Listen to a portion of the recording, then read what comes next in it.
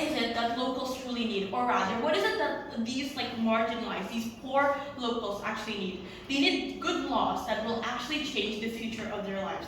Panels, let me ask you this question. Which one is more impactful?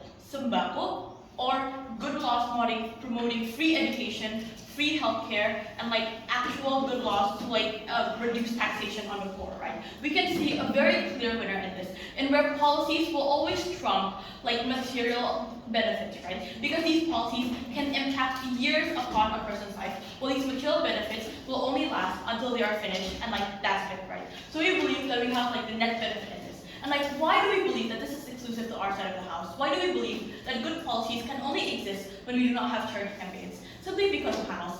If a candidate were to choose to do a charity campaign, if their only choice to like push people to vote for them was a charity campaign, then can we truly assure that they are a good person in the first place? If they were a good person, if they were like confident in the strength of their policies, why do they need to like use these like material benefits to make people vote for them? Why do they need to target these marginalized communities by giving them charity rather than educating them on their policies? We don't understand the analysis, right? But second of all, they mentioned like there was a law that like promoted this, right, panel? Notice how this House would motion. That means that laws can be changed, and we truly don't understand the significance of mentioning this because, like, again, right, it's not relevant to the debate, right? But like moving on, let's recharacterize this debate. We know that in the status quo currently, charities exist, right? Like since our very first speaker, we have given you a clear alternative. These are the poor people are still supported by like currently available charities from government that are actually all compassing, they are holistic, and they're like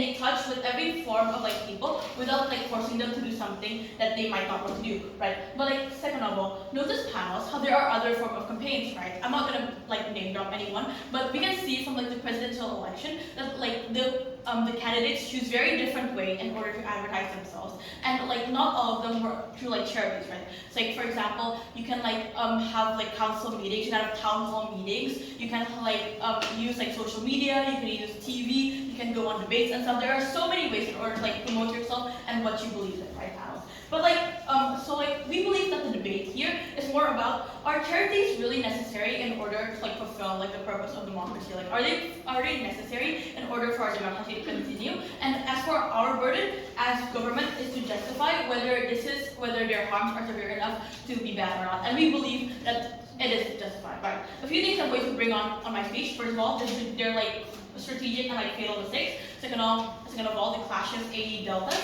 And third of all, why we managed to prove our burden and why we deserve to win this debate, right? So strategic mistake. Obvious fatal flaw here is that their and second speaker were very under time. Their LO basically threw their whole case away when she did not mention mechanization, she did not give a good enough justification, and it was severely under time, which made it very hard to understand the case, right? But then the second speaker also only restated a few points from like the LO and also brought up an irrelevant law, which made their case very weak, right? So like immediately moving on to like the deltas, right? We believe that one of the main deltas here is about like, are charities really necessary for someone to campaign, right? Because Site tried to mention that these charities are necessary in the way that they show to the people that these people like care about the public good, that these people understand local needs and whatnot. A few 3 points to rebuttal to this. First of all, notice panel how even if this is so, it is still inherently unfair because money is not something that all candidates have, but good policies is something that everyone can make, right? Notice panels how to be able to give these charities benefits, you need to have a lot of money, obviously, and that undermines the principle of democracy, which we have mentioned from our very first speaker, which is that democracy should be based on principally on what the person believes in, not on what they give to like the public masses, right? Because there's no guarantee that it will continue, right? But like second point of like rebuttal, that just because they give these benefits doesn't mean that they're going to continue after they get elected, simply because we believe that it's inherently immoral if you decide that like the best way to campaign is for you to like give out these bribes. Like we don't understand the analysis and how like a person who chooses to do that would be an inherently good person to lead our country, right?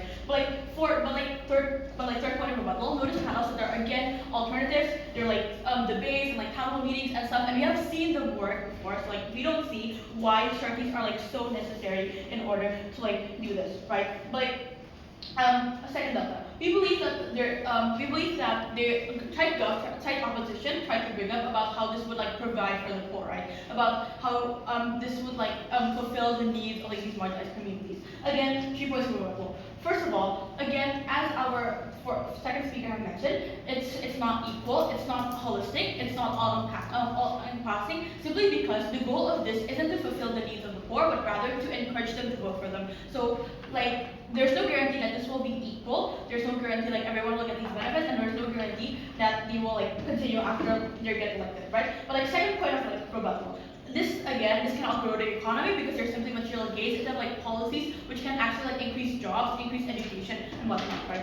And third point, again, it's just gonna stop after they get elected.